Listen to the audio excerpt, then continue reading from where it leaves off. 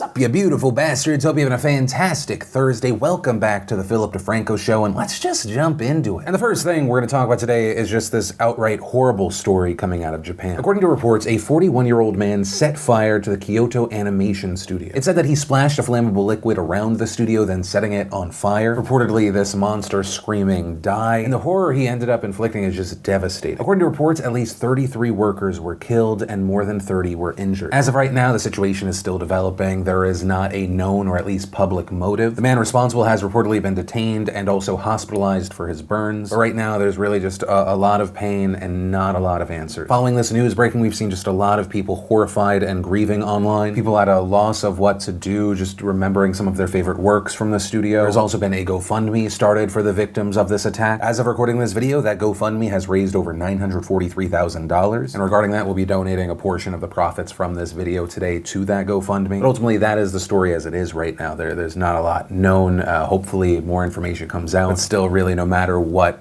comes next, this is just devastating and heartbreaking. My thoughts obviously go out to all those affected. And really, I guess the only question that I can kind of tag on to this story, for fans of this animation studio, I would love to know what your favorite works were from them, what they meant to you. And I ask that because often in these horrible times where there's not a silver lining. It seems like there's nothing positive to grasp onto. It's this horrible moment where we also get reminded that what we do in this life, it lives past us. Or what we do, what we say, how we treat one another, it lives on past us. And sometimes the best way to honor that is to openly remember. But yeah, that's where I'm going to leave that one. And then let's talk about a story that unfortunately we have covered on this show in the past. Back then, we also said that we should keep our eyes on it because it's very likely it is going to get worse. And unfortunately, that has proven to be true. The World Health Organization has now declared the Ebola outbreak in the Democratic Republic of Congo a public health emergency of international concern. The outbreak began in August of 2018, and it is the worst since the one that began in 2014 and ended in 2016. Since it started, over 1,600 people have died, and there have been over 2,500 cases of the disease. And earlier this week, the outbreak escalated when the city of Goma, which sits on the border of Rwanda, saw its first confirmed case. And that case in Goma is also kind of scary. The World Health Organization is trying to trace who this person was in contact with, but according to reports, Congolese officials said the situation was made more difficult as the priest who was diagnosed had used several fake names as he traveled to Goma. And Goma is home to nearly 2 million people, and it has an international airport, which has also put pressure on WHO to evaluate the situation. And WHO's Director General said in a statement, "It's time for the world to take notice and redouble our efforts. We need to work together in solidarity with the DRC to end this outbreak and build a better health system. Extraordinary work has been done for almost a year under the most difficult circumstances. We all owe it to these responders coming from not just WHO, but also government, partners, and communities to shoulder more of the burden." WHO has also released recommendations for the DRC to follow during this emergency, this including strengthening at-risk populations, conducting cross-border screenings and screenings at main internal roads, and using optimal vaccine strategies, among other things. They also listed recommendations for neighboring countries, which included working urgently with partners to improve their preparedness. This along with mapping population movements and sociological patterns that can predict risk of disease spread. Now that said, as far as the risk of an outbreak going global, right now, WHO is not concerned there, saying risk remains very high at national and regional levels, but still low at global levels. And because the risk is not yet global, WHO wants to emphasize that countries should not restrict trade and other business with the DRC. In fact, they believe that if countries do so, the outbreak would actually worsen, saying that those measures would actually push the movement of people and goods to informal border crossings that are not monitored, thus increasing the chances of the spread of disease. Now, as far as why we have seen this continue to spread, there have been a lot of challenges in dealing with this outbreak. Earlier this week, Dr. Ted Ross spoke about how attacks on Ebola responders have made things difficult, noting that there have been almost 200 attacks since January that have resulted in 7 deaths, also saying in a statement, "We are dealing with one of the world's most dangerous viruses in one of the world's most dangerous areas. Every attack makes it more difficult to trace contacts, vaccinate, and perform safe burials. Every attack gives Ebola an opportunity to spread." There have also been a lot of questions about who is behind this violence and why. You know, in the past, we've talked about a number of reasons why these responders have been attacked, but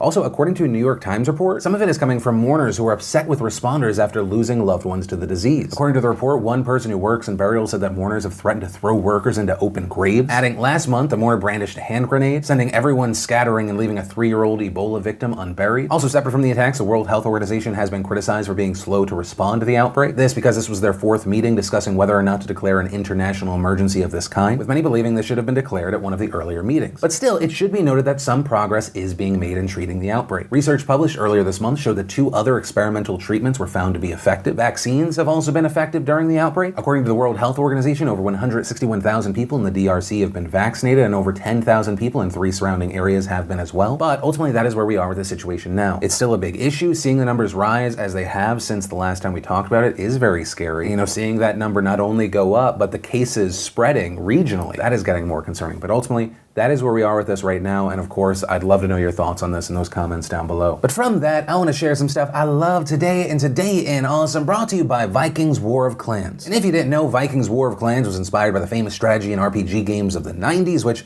I might be dating myself there. But the main point, if you're looking for a game that combines strategy, team play, time invested paying off, then Vikings is the game for you. It's got a great visual style, excellent 3D visuals, a fully immersive soundtrack, and you can also choose your game style. Some players are explorers, right, more focused on building a city, researching technologies, discovering the world. Some are achievers, focused on expansion of the empire, getting to the top ranking, accumulating fame and glory. And or maybe you'll be a conqueror, right? The goal of becoming a warlord, raising mighty armies, conquering enemies, taking no prisoners. Hey, if you want to check it out and also help support the channel, you can download Vikings for free with my link down below. Along with that, you'll also get the special bonus of 200 gold coins and a protective shield. The main point, click it, download it, play it, and also look me up. My name's PHILLYDEFRANCO in it. I also just started. Maybe we can clan up. And the first bit of awesome today is after today's show, you should definitely check out our other news video. And in it, we talk about a part of American history that you may not be familiar with. It was actually, I was not aware of this until we dove into it. But yeah, after today's show, definitely check it out. I was really happy with it. Then, oh man, I'm so excited. We got the trailer for It Chapter 2. Oh, it's gonna be so good, he said, hopefully, but also pretty confident based off of what we got before and also the new star power. Then we had binging with Babish on Hot Ones. We had Bon Appetit doing a blind cheese taste test. We also just got the new trailer for Top Gun Maverick. And if you want to see the full versions of everything I just shared, the secret link of the day, really anything at all, links as always are in the description down below. And then let's talk about an update to a story we've been covering this week, as well as what happened in North Carolina last night. So, you know, this week we've talked a lot about Trump's tweets aimed at the 4 congresswomen known as the Squad, right? Representatives Alexandria Ocasio-Cortez, Rashida Tlaib, Ayanna Pressley, and Ilhan Omar. Right? And in Trump's initial tweets, he says that these progressive congresswomen of color who originally come from other countries should go back and help fix the totally broken and crime-infested places from which they came. Right after that, there was a lot of backlash from Democrats and even a few Republicans. Right? You had people saying the statements were xenophobic or just outright racist, many of whom pointed out that AOC, Tlaib, and Pressley were all born in the United States, and that Omar is a war refugee from Somalia who's actually lived in the United States almost all of her life and has been a U.S. citizen for nearly 20 years. But of course, as we mentioned, Trump has continually defended his remarks, arguing that they're not racist, repeatedly saying that the Squad hates America and they should be condemned for their past remarks, not him. Then, as you might remember, yesterday there was this whole vote in the House, and there was this moment of chaos. I'll link to yesterday's video down below. Right, and as I mentioned yesterday, and I have in previous coverage, right, this isn't a slip. This is the Trump game plan. Right, as I mentioned yesterday, after he made these remarks, he actually went up in the polls for Republicans. And yesterday I said not only is it the playbook, but we should expect to see an escalation. That said, I did not think that it was going to come just hours after we posted that video. So last night, the president had a rally in Greenville, North Carolina, where this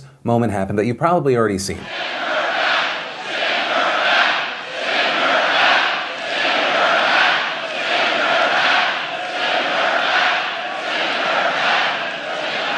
There were obviously a number of reactions to all of that. There's also a lot to say about that, but we're also going to try and talk about the rally in general, and specifically the targeting of Omar. So in this rally, you know, we see President Trump kind of playing the hits. The leading voices of the Democrat Party are left-wing extremists who reject everything our nation stands for. Republicans know that America is the greatest force for peace and justice in the history of our world. But these left-wing ideologues see our nation as a force of evil. The way they speak so badly of our country. They want to demolish our Constitution, weaken our military, eliminate the values that built this magnificent country. And then he starts talking about Omar. He actually talks about it for a while, and he says a number of things. That said, I'm going to link to the full thing down below, but for the sake of time, we're going to be trying to just show some of the most significant claims that Trump made. Along with that, after each claim, we're going to try and provide where this is coming from, what's the context, what are people saying. So he said this. Omar minimized the September 11th attacks on our homeland, saying some people did something, I don't think so. Okay, so that claim comes from a statement that she made while speaking at Council on American Islamic Relations. And there, her full quote reads, "It doesn't matter how good you are if you one day find yourself in a school where other religions are talked about. But when Islam is mentioned, we are only talking about terrorists, and if you say something, you are sent to the principal's office. So to me, I say raise hell. Make people feel uncomfortable, because here's the truth. Here's the truth. Far too long we have lived with the discomfort of being a second-class citizen. And frankly, I'm tired of it, and every single Muslim in this country should be tired of it. CARE was founded after 9/11 because they recognized that some people did something and that all of us were starting to lose access to our civil liberties." Although I do want to quickly note that CARE was actually founded in 1994 and not after 9/11, but that also doesn't change the full context of the quote. Right, so essentially it appears that the full context of that quote is because you have extremists who were Muslim. Muslims in general, right, non-extremists shouldn't be okay with just being treated as a second-class citizen, right? And notably in that speech, she even uses the word terrorist. Also, and I always try to do this, if you want to see that speech for yourself, I'm going to link to it down below. But we also had Trump saying, she pleaded for compassion for ISIS recruits attempting to join the terrorist organization. Okay, so regarding the claim that Omar said to treat ISIS recruits with compassion, that refers to a letter that she wrote on November 8th, 2016. The context there is that 9 Somali Americans were found guilty of attempting to join ISIS. One defendant in particular was found to be, quote, a committed, dedicated, and enthusiastic member of this conspiracy who was highly motivated to go to Syria, join ISIL, and perpetrate violence on that terrorist organization's behalf. And Omar was just one of many there who wrote to the judge, seemingly on the defendant's behalf, recommending a lighter sentence than the 30 years the prosecution was recommending. The letter there is long, but to kind of give you the gist, Omar's letter doesn't mention the accused by name, but seems to be recommending that in general, judges should consider lighter sentences for young people attempting to join an extremist group. She doesn't say this is because she supports ISIS nor anyone joining ISIS, but rather because she believes that a compassionate and restorative justice approach is a better way to combat extremism. Right, and she's essentially arguing that a 30-plus year sentence for a 20-year-old man is essentially a life sentence, and it feeds the narrative that extremists use to recruit, saying such punitive measures not only lack efficacy, they inevitably create an environment in which extremism can flourish, aligning with the presupposition of terrorist recruitment. Americans do not accept you and continue to trivialize your value. Instead of being a nobody, be a martyr. And here's why she asks for compassion in particular. She argues the best deterrent to fanaticism is a system of compassion. We must alter our attitude and approach. We should refocus our efforts on inclusion and rehabilitation. A restorative approach to justice assesses the lore of criminality and addresses it. And adding, if the guilty were willing to kill and be killed fighting perceived injustice, imagine the consequence of them hearing, I believe you can be rehabilitated. I want you to become part of my community, and together we will thrive. Also, after the president made that claim, he continued and said, Omar laughed that Americans speak of Al-Qaeda in a menacing tone and remarked that you don't say America with this intensity. You say Al-Qaeda makes you proud. Al-Qaeda makes you proud. And here the president's referring to a 2013 interview Omar gave for a local PBS show in Minneapolis where she was working as an activist. And in that interview, she talked about how Islamic terrorist groups seem frightening to Americans because the words seem foreign, even though they usually come from everyday Arabic words. And in it, she says she took a class about terrorism in college and goes on to say, the thing that was interesting in the class was every time the professor said Al-Qaeda, he sort of like his shoulders went up, and he's in command here. Al-Qaeda, Hasbullah. Also, very notably, nowhere in that interview does Omar say that she is proud of Al-Qaeda or that she supports them. In fact, she describes Al-Qaeda and other terrorist groups linked to them as evil and has said that they are taking part in terror around the world. Also at the rally, Trump hit on something that a lot of people online have been saying. And at a press conference just this week, when asked whether she supported Al-Qaeda, she refused to answer. She didn't want to give an answer to that question. So that specific claim comes from a press conference that the squad held earlier this week to formally respond to Trump's tweets. And when a reporter asked Omar what her response was to Trump's claim that she supports Al-Qaeda, she says this. I will not dignify it with an answer. I do not expect every time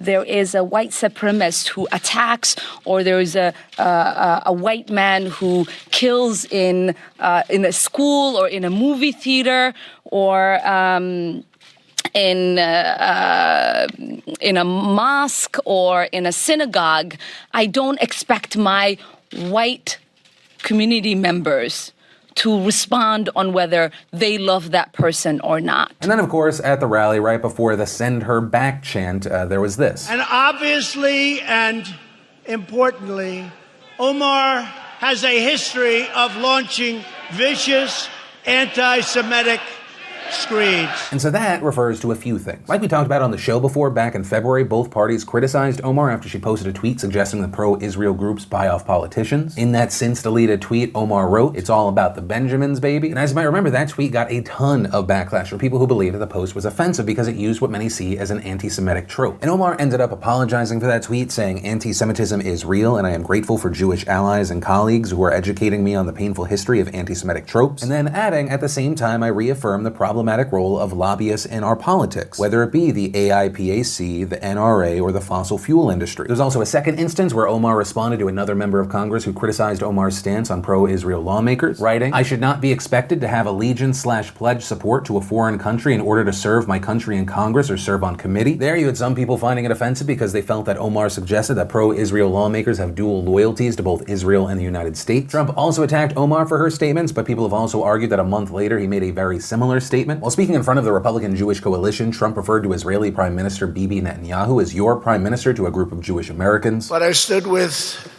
your prime minister at the White House to recognize Israeli sovereignty over the Golan Heights. But yeah, that was a lot of the big stuff from the rally. Obviously, I'm trying to squish this down to fit it into a show, but I'll link to everything down below. But of course, following this rally, there were a lot of reactions, and a lot of the reactions came from the chant.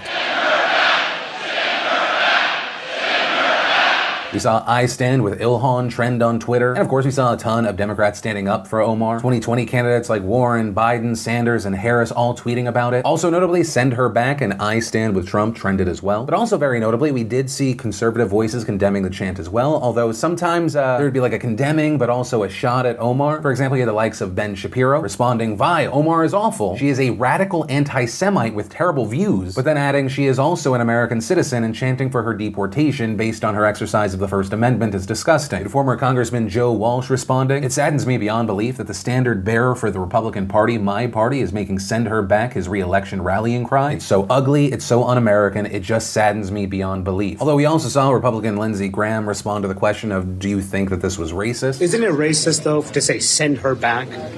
No, I don't think it's racist to say. Was it racist to say "love it or leave it"? I don't think a Somali refugee embracing Trump would not have been asked to go back.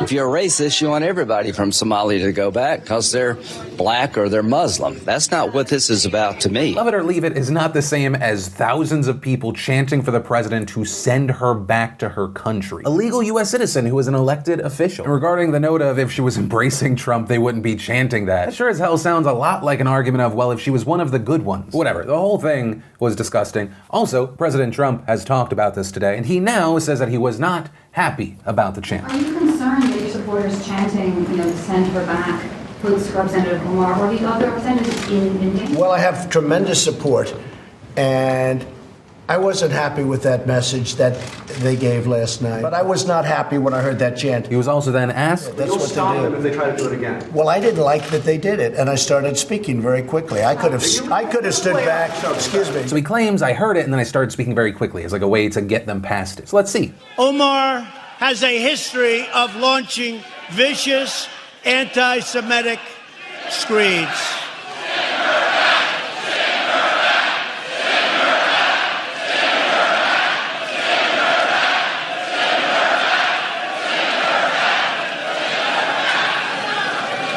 And she talked about the evil Israel. Sure, that was super fast, Phil said, sarcastically. And what I would say to that is if it actually bothered the president, he would have addressed it. Trump's not known to be a guy that holds what he's thinking inside. And so at the very least, I have to say it looks like he's fine with the situation at hand because he needs to rely on that vote. But ultimately, this is where we are with this situation. Also, if you think things are going to calm down from here because the president was like, "Oh, I don't agree with it," I think you're incredibly wrong. This appears to be, I'm gonna keep talking about it, to be Trump's strategy, to push the line, push the line, push the line, get caught crossing the line, kind of backtrack, and push the line, push the line, push the line. I mean, just like for a quick second, think of what is normal today when you look to the news, and then think back to the stuff you were seeing like in 2016 as far as what was happening in the public forum. It's absolutely insane. But yeah, that is where this garbage fire moment of news and our history ends today. Thank you for watching another episode of The Republic is Falling. And that's where we're going to end today's show. And hey, if you like this video, love if you took a second to hit that like button. Also, if you're new here, you want more of these dives into the news, be sure to hit that subscribe button. Definitely ring that bell to turn on notifications. Also, if you're not 100% filled in right now, I put out another news video as well. You can click or tap right there to watch that. Or maybe you just missed yesterday's show and you want to catch up, you can click or tap right there to watch that. But with that said, of course, as always, my name's Philip DeFranco. You've just been filled in. I love yo faces, and I'll see you next time.